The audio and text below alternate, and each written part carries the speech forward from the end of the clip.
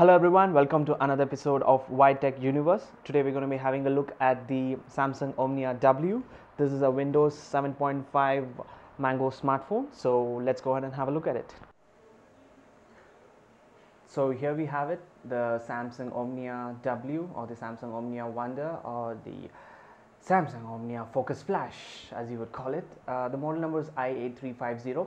So as you can see, it's a clear black front display with a Super AMOLED screen of pixel size of 480 by 800 pixels with a 3.7 inches screen and with 252 ppi pixel density, which is quite gorgeous to look at.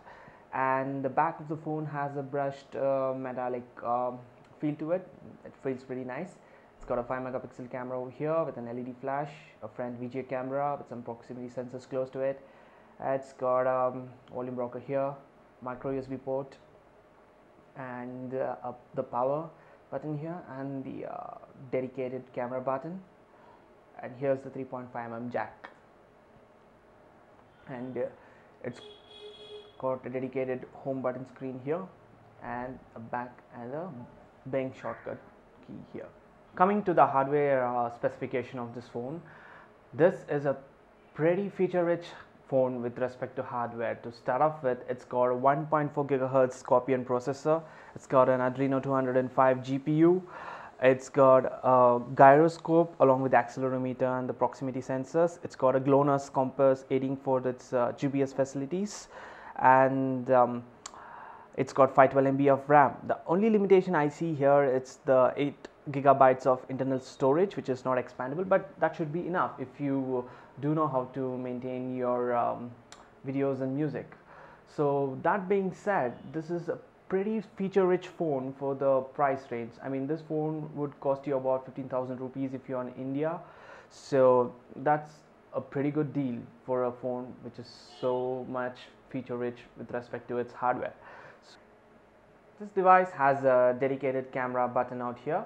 So this 5 megapixel camera is pretty good, but not very good, but it's pretty good for taking good images.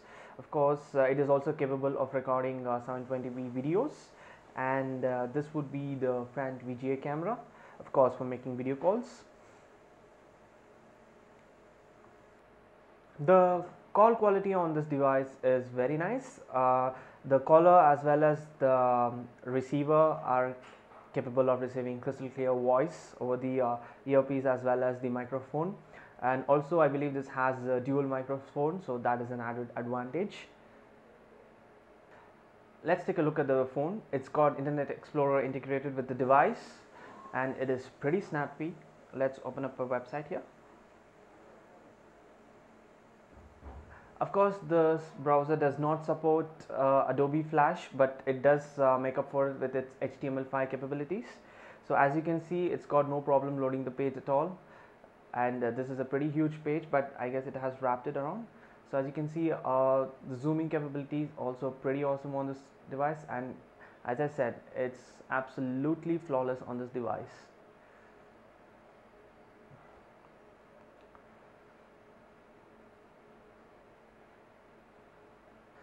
Well, some things that I found interesting on the device were that your Facebook chats were integrated with your regular messaging app, and also pretty much you've got the Wi-Fi tethering feature with this, which is pretty cool. You can share your internet with other devices on this phone, and it comes built into the phone itself. And also the graphics is pretty amazing on the phone, and to demonstrate that, I would show you a little game that we can play here. For example, let's load up this. Well, if you can see, even the loading time is pretty quick for the game here.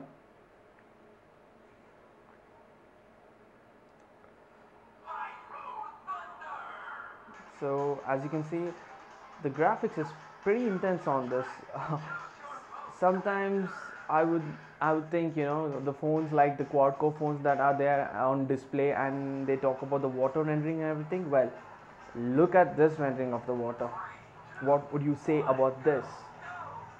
Well, I would say this is not that good, but it's damn good. It's pretty good. Look at that. I would say this is one phone that performs very good with graphics. Look at that. I would say the graphics is pretty flawless on this device.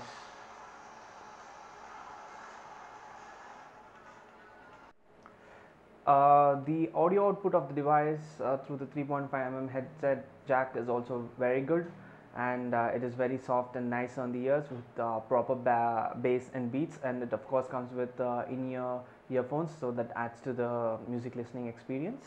And as you would know, every Windows phone has its own features which you can of course look up in the net and get it, but here I would just focus on what's good about the phone and what's not, and just give you a good overview of how the phone would suit you and whether you would want to buy the phone or not. There are a few things that I felt are missing on the phone though. Well, it is a Windows limitation, that is that it does not have Bluetooth connectivity to other devices for file sharing, and of course it does not have a file system also for that matter, and you cannot reply mails with attachments just because there is no file system to browse from. So that is an annoyance I felt, and also there is no proper integrated Gtalk application like the Gtalk application you have on the Android devices. But there are alternatives, but it's not as good as that. And also with the Bing Maps, if you are living in a region like India, the Bing Maps do not have the navigation feature in it. But of course you have an alternative for it, like the Gmaps, which is a very good substitute for your Bing Maps, and of course it is very fast, and it's also got a turn-by-turn navigation system built into it.